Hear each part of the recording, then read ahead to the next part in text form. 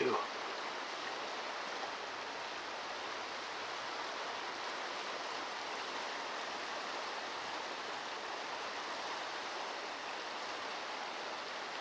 I think the first one looks bigger though. Crazy. Might be a sow one left.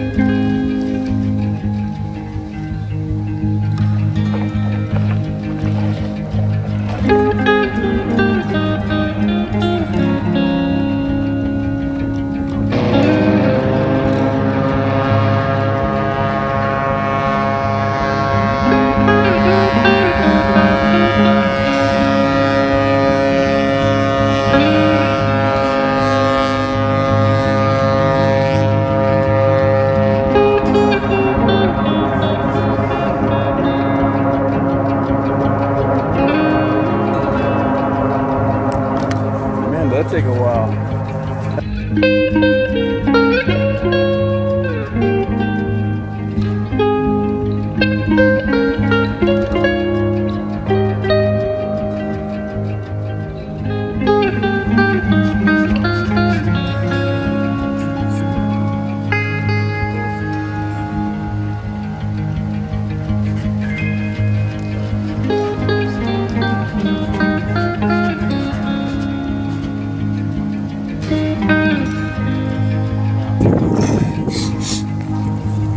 And this is how you come down.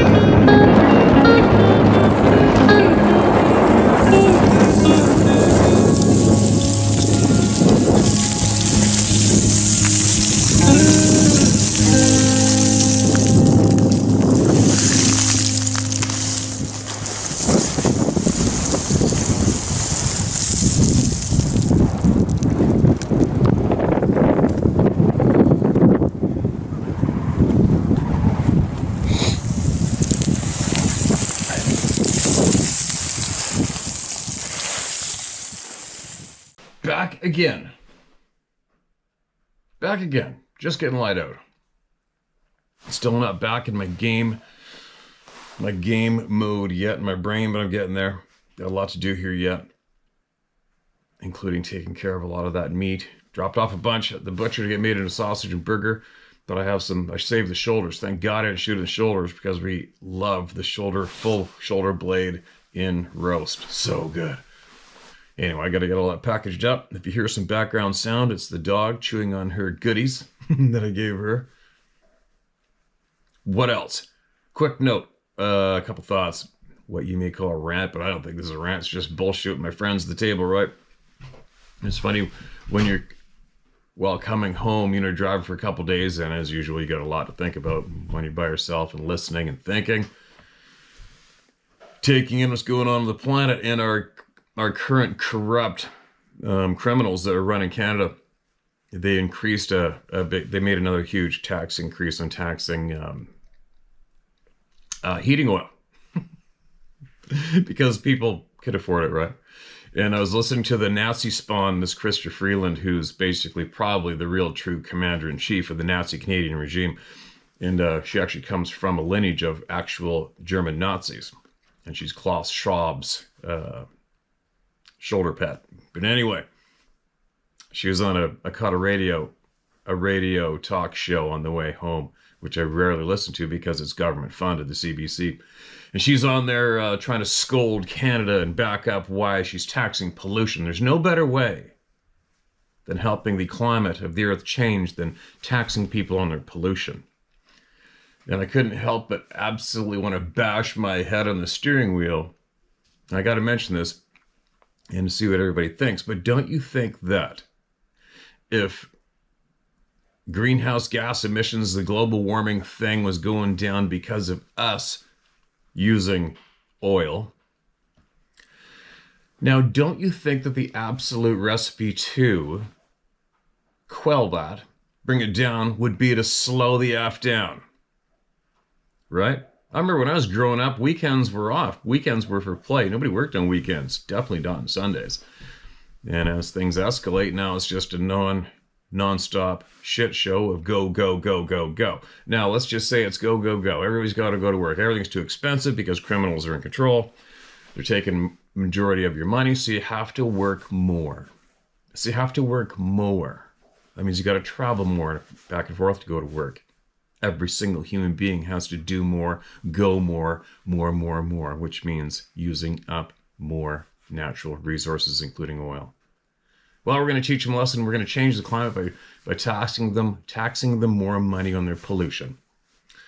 Well, guess what? When you tax them more, it means they have even less money, and it means they have to work even more, which gobbles up the natural resources more, which creates more emissions. It's just common sense, folks. It's just common sense, right? But it's amazing to sit back and watch that shit show go down and listen to the words coming out of those criminals as they actually try to convince the public that taxing and taking more of their money will change the climate. It's an amazing, insane shit show to watch if you're not easily duped by bullshit, right? But do you think that's true? I mean, why do humans have to go, go, go? Why do we have to keep going, going, going? Why does there have to be more production? Why? You want things to last? You want people to be happy? You slow the F down. Make the work week a 4-day work week, right? Oh, why can't you do that? Well, because you got to pay the bills. Why do you got to do that? Well, you can't afford to slow down because you need more money. Why do you need more money? Because the criminals make it more expensive to live because they need your money. 2, control the labor to appease the entity at all costs, end quote, right? So that's what I got to say. If I had a message to the world when it comes to this climate change thing where people are getting engulfed in the bullshit with it and the surrounding it, would be to slow the F down. We don't have to work 7 days a week. You don't have to work your ass off till you're 65. We're supposed to be here to have the human experience and love every second of it and help each other and have good times and experience the things that make us feel great, right? You want to change the climate? If the climate is being changed from us using gasoline, oil, if that is the ultimate reason, well, the only route to success to change it back would be to slow the F down. End of story. Tell me how you think about that in the comments below. Am I right or am I wrong? Slow down. Make things cheaper so people don't have to work as much, so you don't have to produce as much. Slow down, right? Work 4 days a week instead of 7, right? What's that going to save? Think about it. If we did less, how's that going to have Is that going to, if we did less as a whole, is that going to have a positive or negative impact on the planet we live on? Doing less. But it's the opposite. The more they tax, the more money we need, the more work we have to do. End o' story. What an absolute shit show of complete bullshit in your face. Right? Monkey see, monkey do. That's what humans do today. Another thing I was thinking about my long drive home and being alone in the woods, and I'm sitting there overlooking a little plateau, trying to sit there for hours on end. I managed to sit one day for 5 hours straight, not moving. It's a lot of thinking, right? Sometimes you'd have internet connection, sometimes you wouldn't. And one thing this is another side note, another different topic. I gotta say something. Why do I gotta say something? I don't know why I have to say something. But I guess it's probably because the realization of the power of the monkey see, monkey do power over humans is incredible. Especially today, it's absolutely incredible. It's a bizarre thing to watch. You know, I'm trying to picture being a young person right now. You remember when you were, for all of you who may not be around my age or, you know, maybe your 40s or 50s or more. I remember being young. I remember being in my late teens, early 20s, and life was a confusing, absolute shit show of not knowing which way to stand or look or go. Absolute confusion. And today, when I see what's happening to the younger generations with these things, in society today, it's like, good God, I couldn't imagine what it would be like to be a young person right now. Right now. Man, I would not want to be in my late teens, early teens, whatever. I would not want to be a teenager right now compared to the quality of life we had in the past. Man, it must be absolute insanity going on between the ears of so many young people right now as they are being led by that device in their hand. Right? You know, anyways, getting back to what made me think about that right now, some kind of trending craziness is women. And we're talking good-looking women on average who probably don't need any assistance in getting attention. Well, I guess some crazy chick decided that she needed to flash her vagina on mainstream platforms.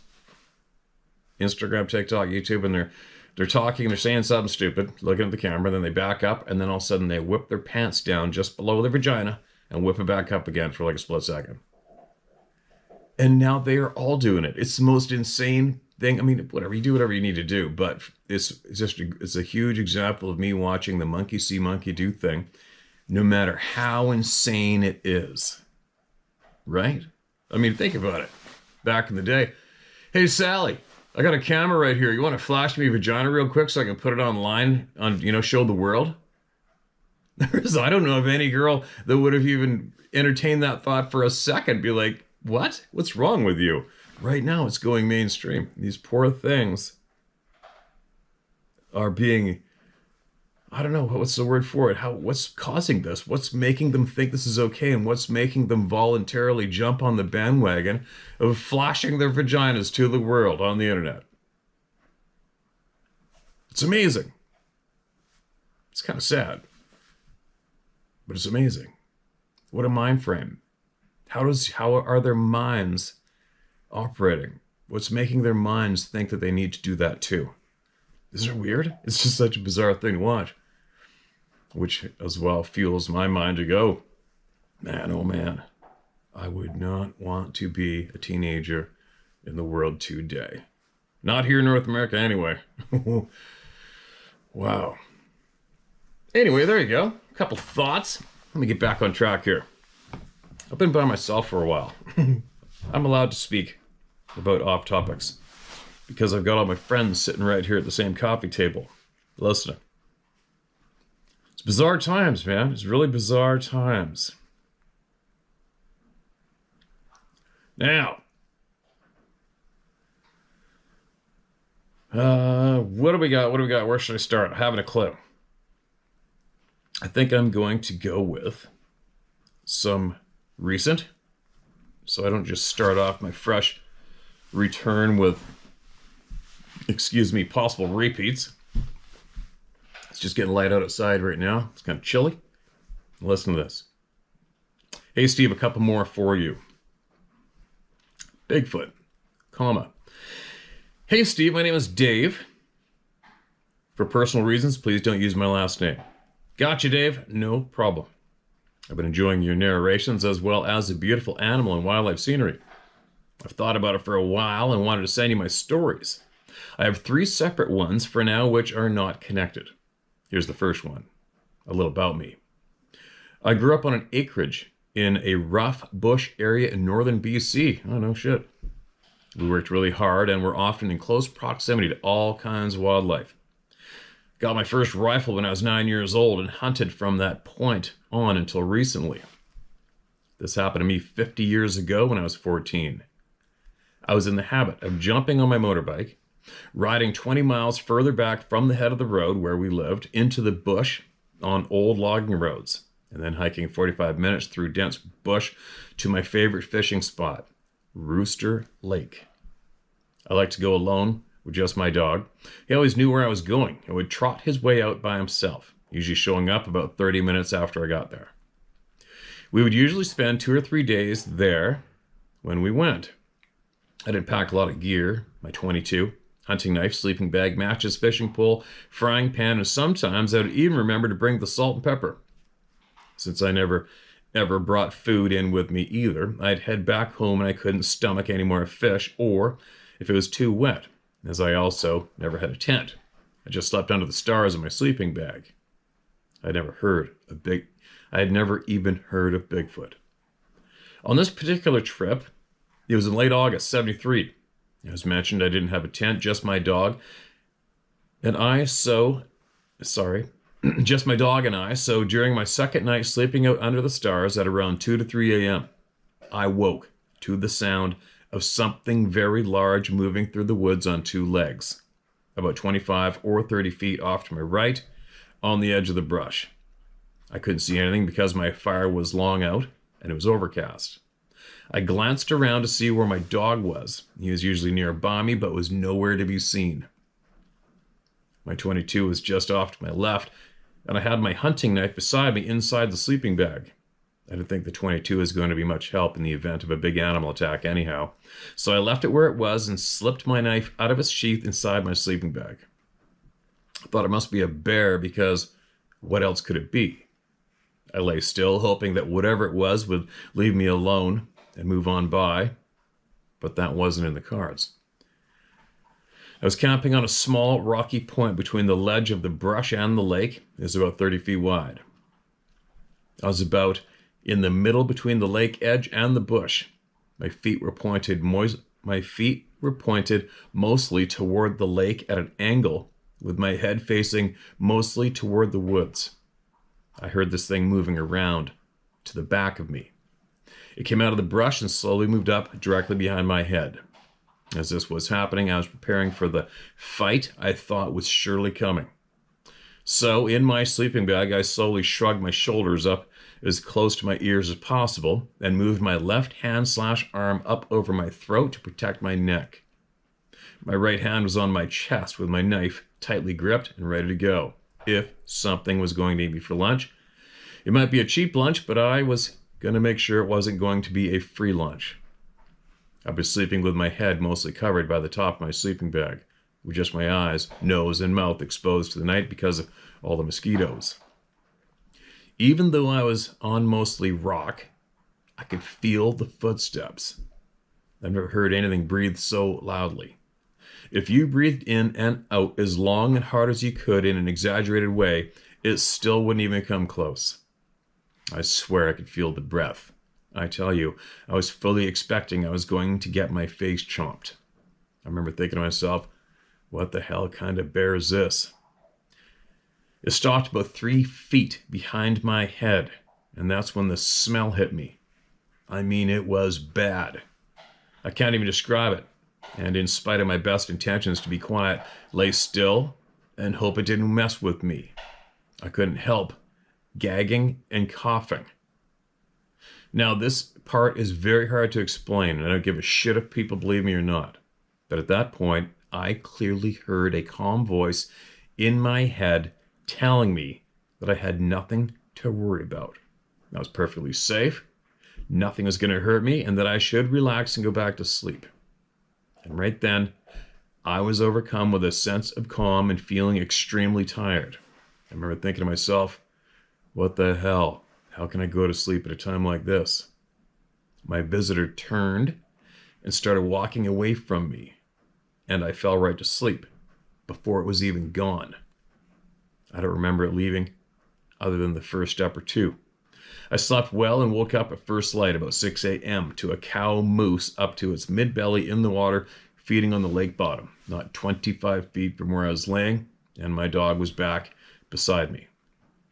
This messed with my head for a long time because it was not at all like a bear. It was definitely walking on two legs, and the smell was unlike anything I've ever smelled. I couldn't make sense of it. I never talked to anyone about this until years later, when I told my grown sons. I don't know what they believe. I don't know that they believed me, and I can't say, I don't know that they believed me, and I can't say I blame them, but at least they have the good sense to keep that to themselves. I'm from the era when if someone said they didn't believe you, that's the same as them calling you a liar. And those are fighting words. In spite of that, the experience never deterred me in the least from going back out and camping alone in the same area. Second one. About 7 years later in 1980, I'm 21 now, living about 30 miles as the crow flies from where I had my first encounter. It was a Saturday afternoon in early March, bright, clear, sunny day with snow melting. Almost felt like it was spring. I was watering some cows. I had 2 5-gallon pails and was filling them from the outside top of the house trailer I was renting. So, I had one of the pails hanging off the tap while it filled. It was facing the side wall of the trailer, monitoring the progress. There was a distance of about 3 feet between me and the trailer wall in front of me.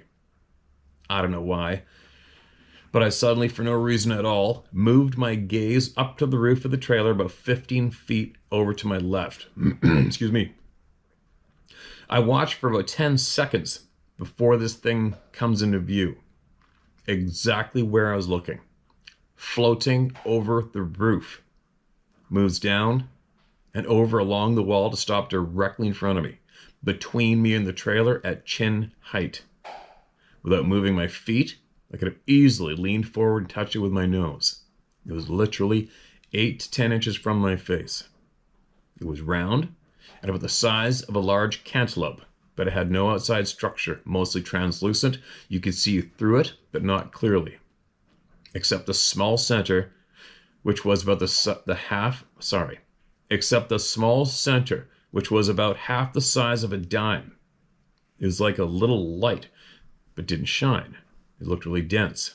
That part seemed to almost be solid. It was white, and I couldn't see through it. Radiating out from the center were evenly spaced, colored pieces, about a 1/4 inch diameter, of something that moved from the center spot out to the edge where it disappeared, then it repeated. It didn't move fast. About 3 seconds to move from the dense center to where it stopped. It almost looked like it was moving along a clear straw, because it moved in a straight line. It reminded me of a sparkler, only moving much slower than the sparks do. The sound it made was very soft, like a buzz. It reminded me of the fizzy sound you hear when you opened a carbonated beverage. It stayed there stationary for about 40 seconds. Then it slowly moved to my right. Picking up speed, it looped out from the wall and up, shot over the roof, and was gone. The whole time, I never spoke or touched it. I just admired it. It was beautiful, unlike anything I'd ever seen or been taught to believe even existed here on Earth. Clearly some kind of intelligent life form that is not carbon-based. I never told anyone about it until one day I shared it with my one son and 2 teenage grandsons. They didn't know what to think of it because I was serious, and they know I'm not a bullshitter. It just sounds so outrageous. From your channel, I've learned and know now that it was an orb. Third experience came about 10 years later, 1990, and I'm now living 1 province over in northern Alberta. I was working for an oil company west of Grand Prairie. This day I was out in the Kakwa area, and it was about 3:30 in the afternoon. I was by myself. Was working my way out of the bush towards the end of the day. And right where the road joined Highway 40, there was a blue pickup sitting off the road by about 20 feet near where the ditch edged the brush. I came around the corner and drove past the truck to turn north on Highway 40. I remember saying to myself out loud, holy crap, look at the size of that black dude. There, leaning over the far side of the truck box of the blue pickup, was a huge black guy. He's absolutely 100% focused on me and staring at me. Actually maybe even more like glaring at me. Not moving at all, just watching me as I drove by. It kind of intimidated me because there are not many African Americans living in northern Alberta at that time, and I was mindful of being respectful to others and not staring at people who were different. The being had midnight black hair and skin, but the face of a man. He was covered in thick black hair, except for the face. I thought at first he was wearing black coveralls, and I wondered, with all of the push for high visibility clothing in the oil patch, where he had managed to find pitch black coveralls. The whole thing really bothered me because the top of the truck box had toolboxes mounted on the box rails, which on Dodge trucks were about the top shoulder height for me, and I'm just over 6 feet tall. The truck looked like one of those older type Toyota or Datsun trucks because the top of the toolboxes only came up to his belly, and he was leaning with his elbows on top of the toolboxes, never taking eyes off of me. I looked at my side mirror as I passed him, and I saw that the black, what I thought were coveralls, went right to the soles of the feet. That's when I realized this was not a man. When I passed by, he stopped staring at me and went back to his business. He leaned over the side of the truck toolbox and started grabbing stuff from the floor of the truck box and pitching it over his shoulders onto the ground, using one hand, then the other, just emptying the contents of the floor of the truck box. I thought to myself, it must be a bear. What else could it be? I kind of laughed a bit, thinking about how pissed the owner of the truck was going to be when he came back to this mess. But the thing that really bothered me was its face was like a human's, and the way it was so focused on me driving by. I was noodling on it and got about 10 minutes down the road when it occurred to me it couldn't have been a bear, because bears don't have opposing thumbs. How is it picking up stuff from the truck box, pitching it out in the ditch one-handed, if it didn't have an opposing thumb? Impossible. Thinking of perspective, how it stood up to and towered over that Ram 3/4-ton truck, this thing had to be 9 feet tall. I don't remember ever telling anyone about this experience. Needless to say, I've always been very open-minded and accepting of what some call myths or wives' tales. There is so much going on around us that we have no understanding of. Only those mesmerized, or should I say oblivious, believe the mainstream narratives. That's it for me, and for now. Thanks in advance for your venue, for sharing this. I truly hope it helps someone. Best wishes and regards, Dave. I'll just say from Alberta, Dave. And there you go. It's quite the share, man. Crazy. Not crazy, but there you go. See any patterns in there, you guys? It's the glaring part I'm curious about still, the glaring part, looking at us with absolute disgust while being built so freaking powerful. It's funny what the more, if you've been listening to the people, right?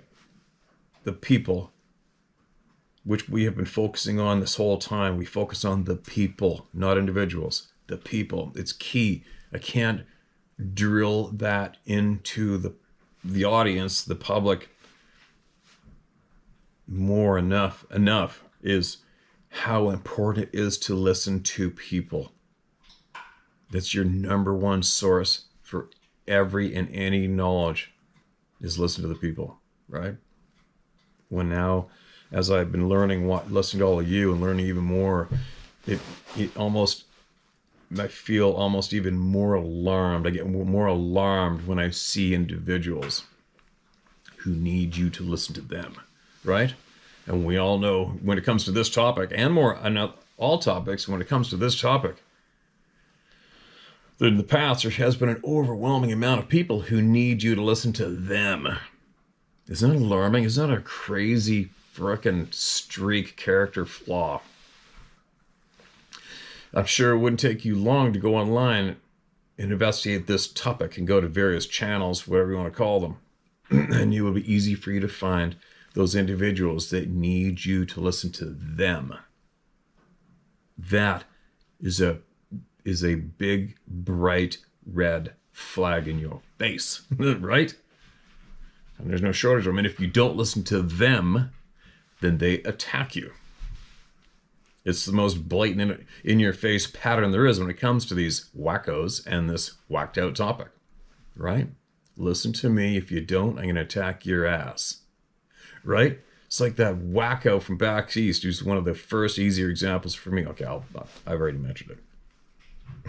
All these people reaching out to me, want me to jump on their bandwagon, didn't reply to them, and they go to try to tear you down. It's a really weird thing. Now, if you've been listening to the people and the facts that you pull from the people's first-hand experiences as they honestly share with you what they saw, what they heard, what they smelled, it doesn't take long to realize that these beings are not animals. It doesn't take long to realize, if you're listening, and if your brain functions smoothly, independently, openly, it doesn't take long to figure out that these beings are much, much more. Much, much more, right? Now, when you think of the intelligence of these beings and other whatever's going on out there, whoever they are, you think of their intelligence, the qualities they possess that we possibly have lost touch with. And then you go to looking and watching people selling expeditions. Holy shit, right? All right, sure, fair enough. Maybe 20 years ago you might have pulled that off and it actually came across as credible. Maybe you were credible and innocent, but not anymore. I don't give a flying shit who you are. If you're selling Bigfoot expeditions right now, you are one of the biggest frauds that ever walked the face of the earth when it comes to this topic, and that's the way I feel about it. You'll never change my mind. You're a frickin' fraud. Big time. With the knowledge we have today on this topic, please, really? I mean, I could have just bypassed all this and listened to all these people and I just could have signed up for an effing expedition? Damn, why didn't I do that earlier? Right? All right, I'm babbling. Sorry, I haven't babbled for a while. No, I'm not sorry. Now, moving along. Book a Bigfoot expedition. Good God. Wow. Wow. All right, what do we got here? Have I read this? All right. This is titled BF Sightings. All 3 daytime sightings. Hey, Steve, it's Eric from Chilton County, Alabama again. I've got more encounters to share with you and the HTH family. Excuse me. I've had 3 daytime sightings now, and all 3 happened within 6 months of each other. I've already shared the first sighting, but I'll share it again with the new listeners. It's been over a year now since you read it. All right. First sighting. I already sent this one in to you, but I will go back over it for the new listeners. Plus, I didn't give the correct size and the correct distance from which I saw the big guy. Out on the back porch, smoking a cigarette, I looked through the thin wood line behind my house. On the other side of the trees, there is an open field that stretches out around 130 yards or so. At the back of that field is a pine tree. The lowest branches are right around 10 feet from the ground. I looked at the pine tree, and there's something black in front of the tree, and it went all the way up those bottom branches. I just think that the tree had been burned. So I look away for a few minutes and then look back over there, and the pitch black burned spot that I thought it was had moved towards me about 20 or 30 yards. Oh boy, I thought. There he was, sitting on his bum, kicked back, sunbathing, looked as if he didn't have a worry in the world. I have to say I would probably look the same way if I was that massive and swole, LOL. I watched him for about 30 seconds or so in total amazement. Then he hopped up onto 2 feet and started walking upright, straight in my direction.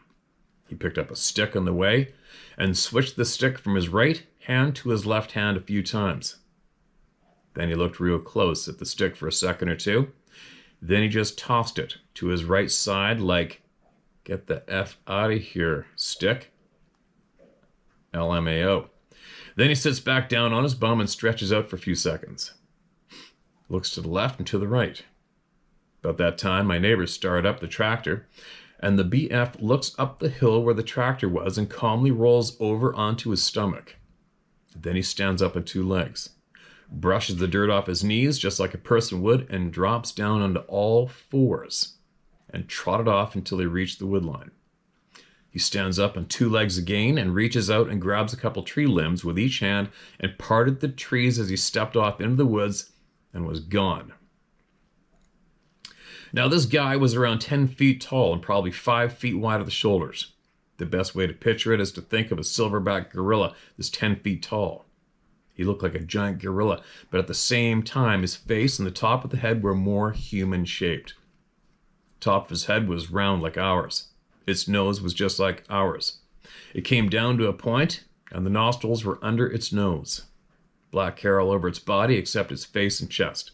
The skin was a dark, leathery gray color. Looked like he shaved on a regular basis. The hair on his body and arms and legs looked to be about 5 to 6 inches long, but the hair on top of his head and his beard was only around 1 inch long, which is why I said he shaved regularly. His eyes were just like humans. White around the outside, brown irises, and black pupils. The pupils went from the top of the iris to the bottom. That was the only difference in the eyes from human eyes. I'm not sure why, but I think he had bad eyesight because right before he took off on all fours to the woodline, he was only about 50 yards away from me, but he never looked at me one time the entire encounter. He acted like he was the only thing in the world until the tractor started up. Anyways, the next day I go out and I sit in the same spot and I look through the same hole in the tree line and brush and had been... Hold on. Anyways, the next day I go out and sit in the same spot and look through the same hole in the tree line and brush had been poked in the hole that I was looking through to see him. So I guess there was another one watching me as I watched his partner. Crazy as hell, man. Second sighting. I didn't even know I'd seen something until the next day. I was sitting on the back porch as usual, and I seen a black face in the tree line. The brush, plants, and small trees are thick in this area, so I thought it was just some dead leaves that had withered up and turned black. Nope, it wasn't. The next day after work, I got home and went back out on the porch and sat in the same place I was sitting the day before. I looked at the spot where the black face was, and there was nothing there at all. It was a hole in the brush, and the hole was the exact size of that black face I saw the day before. I got thinking about the face I saw, and it looked pretty similar to the face of the first Bigfoot sighting. So I'm thinking it was the same one. I can't say for sure, but I think it was. Third sighting. On the back porch again, sitting in the same spot as usual, I was out there for probably 1.5 to 2 hours before I saw the giant. There wasn't anything moving at all during that time. No leaves crunching, no nothing. So he stood in the same spot for all that time without moving at all, which is crazy as hell. Excuse me, I'm looking all over the woodline during this time, and all I see is forest. Then I look up a little bit higher than what I normally do and start looking a little deeper in the tree line. And there he stood, leaned up from behind a 70-foot water oak. The best way I can describe him is to think of Caesar from the Planet of the Apes movies, the main ape in those movies. But instead of being 5 feet tall, picture him standing around 14 feet tall and around 5 feet wide at the shoulders.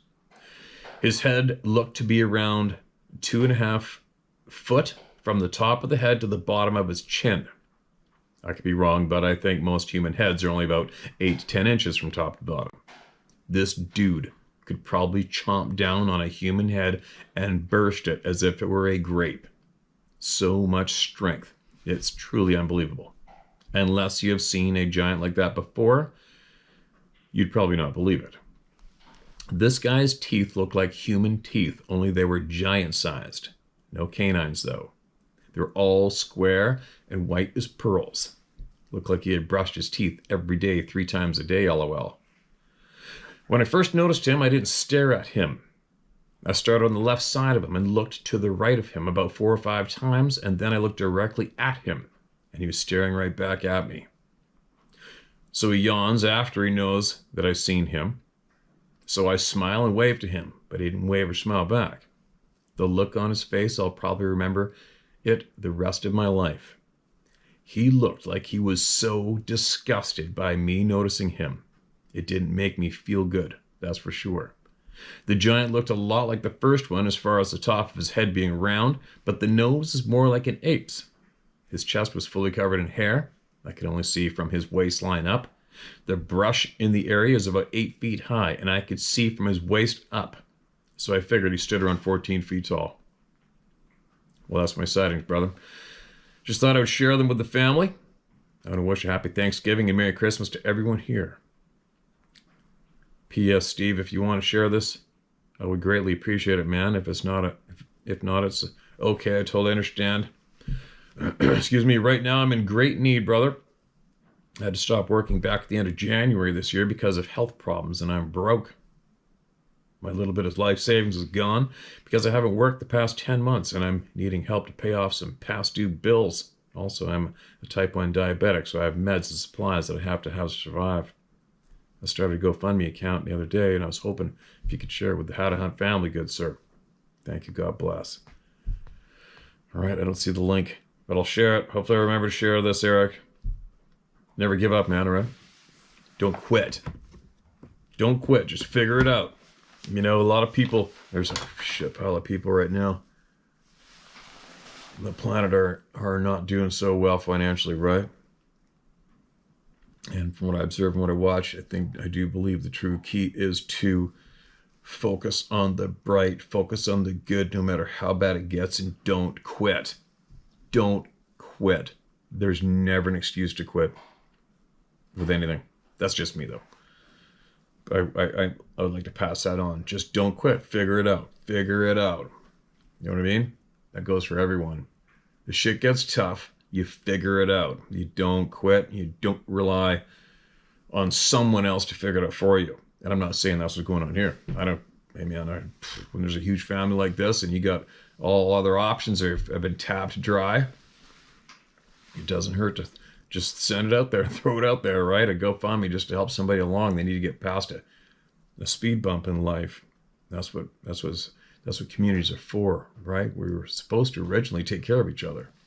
Originally, right? But anyways, Eric, I'll have to go back in my emails and find that link that I imagine you shared it in the email, and I'll throw it down below. If anybody can offer up anything, including encouraging words and prayers, Eric needs it, man. He needs it. I appreciate the email and you honestly sharing what you've seen. Although a lot of people are going to have a tough time to wrap their brain around it. Oh well. Take from it what you will or leave it, right? Alright. What's this one? Let's mark this as red.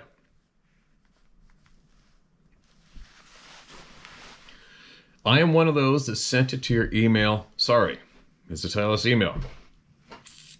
Hi Steve, you helped so much. I can't tell you how much. I bought shirts in your book. Thanks. I love them both. I passed the book on to family members after I finished it. Excuse me, I sent the story to your Pro Guide 66 site. Back in 2019, 2020, you only had 9,200 subscribers. So like many people, I've told my family members my story, and you guessed it, I got nothing but you're crazy or full of crap. Neither are true. I had one cousin I respected and thought I would tell. Big mistake. He laughed and told other family members and made stupid comments at family functions. Well, I fixed his little red wagon. We have a cottage near Algonquin Park. No shortage of reports from that area, as you may already know. So he told me he was going up there for 5 days. Asked if I wanted to go. I was too scared to go, he said. It was September-ish. I drove 3.5 hours to do this one way. I played a baby crying for 26 minutes, then did a Tarzan type of call, laughing the whole time. I then put my helmet on and drove away back home. Something happened that evening or night. He came home the next morning. He hasn't talked to me in 5 years and refuses to go there anymore. Now, there were guns of various calibers there, so he could defend himself, but he had it coming. I've talked to his wife to see if he told her what happened, and she told me something happened, but no specifics. He would not say what happened, though. About 2 months ago, he reached out and wants to talk about it and hear about my encounters. They started when I was 13. I'm now 58. There have been several. I lived in a trailer far away from people that lived there year-round. It was a very secluded and wild area back in the 80s. I'll keep you posted. How the get-together goes. Thanks for listening. Okay, well, that's interesting. In the future, it might just be easier to pass somebody like that off to this channel. And you say you've had a bunch of experiences since you're 13. Well, there's going to be a whole pile of people here that are going to be curious to hear what went down and where it went down, right? And what happened, what you saw, what you experienced. So if you get the time, we would be interested to hear of what you know, what you've seen. And as far as your cousin goes, you might want to do your cousin a favor and send him a link to one of these videos so that your cousin knows, now that they're a member of the Club of No Return, just how big the club is. It's in the hundreds. Who knows how big it is, right? I wonder how many. I mean, come on, you guys. How many people on the face of the planet do you think has seen and knows that some real crazy shit is actually going on? I wonder how many people. That has to be in the millions. I think it's possibly in the millions just in North America. I think. Right? I mean, there's a small handful of channels out there that I do enjoy listening to when I have time, and I don't think I'm even subscribed to them. I think I just type in the name and do a name search and click on them. I hit the video, see if there's a new one, then I click on it, and then I listen to it as I'm doing my thing. So I'm just saying, knowing me, I have a funny feeling that there may be a significant larger amount of people listening to, say, this channel than are subscribed to it, right?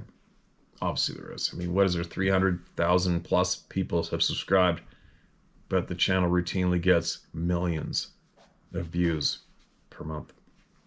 So that's a lot of people. I wonder how many of them are members of the club direct. Anyway, I'm not quite settled in. I'm not in my video zone yet completely like I was before I left. I'm still a little disconnected. I have a lot of things I need to do yet. I haven't even unpacked all my bag yet. I've got that deer's head sitting on top of the freezer I got to deal with. I still have some of the meat I got to deal with here. It's sitting outside in the cool air. I have all my hunting stuff to organize and put away. Actually, I might go deer hunting around here, though. I have a spot. I have a curiosity up, and I just might go. I've still got a deer tag left. I can always utilize that healthy table fare. So there. Share my story at howtohunt.com. And I got a text from the big boss. Got a text from the big boss this morning when I first got in here. What'd she say to me? She said, where is it? Excuse me. Oh. Okay, so so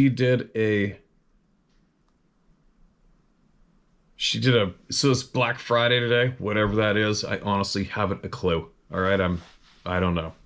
Some shopping day or something. I don't know. Why would it be called Black Friday? I haven't a clue. I think that's today.